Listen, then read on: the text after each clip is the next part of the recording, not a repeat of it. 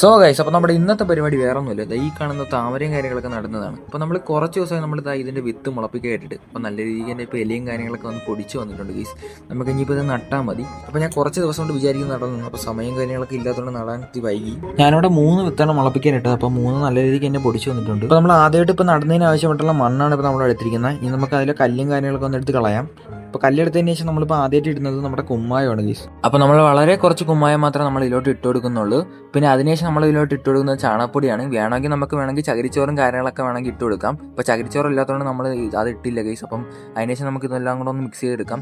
ഈ കാണുന്ന ബേസിൻ നമ്മൾ കഴിഞ്ഞ ദിവസം ശർക്കര പറമ്പിൽ നിന്ന് വാങ്ങിയാണ്. നമുക്കിപ്പോൾ ഈ ഒരു ബേസിനിലോട്ട് നമുക്ക് മണ്ണും കാര്യങ്ങളൊന്നും നിറച്ചെടുക്കാം. അപ്പോൾ നമ്മൾ അതിനുശേഷം നമ്മൾ ഇതിലോട്ട് കുറച്ച് വെള്ളം കാര്യങ്ങളൊക്കെ നിറച്ച് ഒരു ചെളി രൂപമാക്കി എടുത്തിട്ടുണ്ട്. അതിനുശേഷം നമുക്ക് ഇതിലോട്ട് താമര നട്ടു കൊടുക്കാം ഗൈസ്. താമരയും കാര്യങ്ങളൊക്കെ നടാനാണെങ്കിൽ ഏറ്റവും നല്ലത് നമ്മുടെ വയലിലേക്കുള്ള ചെളിയാണ്. അപ്പോൾ നമുക്ക് ഇവിടെ ചെളി കിട്ടാത്തതുകൊണ്ടാണ് നമ്മൾ ഇതായി ഇങ്ങനെ ചെയ്തത്. അപ്പോൾ നമ്മളിവിടെ 3 ഒരുമിച്ച് നടാതെ സെപ്പറേറ്റ് ആയിട്ടാണ് നട്ടേക്കുന്നത്. അപ്പോൾ നമ്മളിങ്ങനെ നട്ട് നല്ല സെറ്റാക്കി എടുത്തിട്ടുണ്ട്. ഈ കാണുന്ന താമര നമ്മൾ കുറച്ച് ദിവസങ്ങൾക്ക് മുമ്പ് നട്ടതാണ്. ഇപ്പോൾ തന്നെ നല്ല ഇലയും കാര്യങ്ങളൊക്കെ വന്നിട്ടുണ്ട്. അപ്പോൾ ശരി, അടുത്ത വീഡിയോയിൽ കാണാം.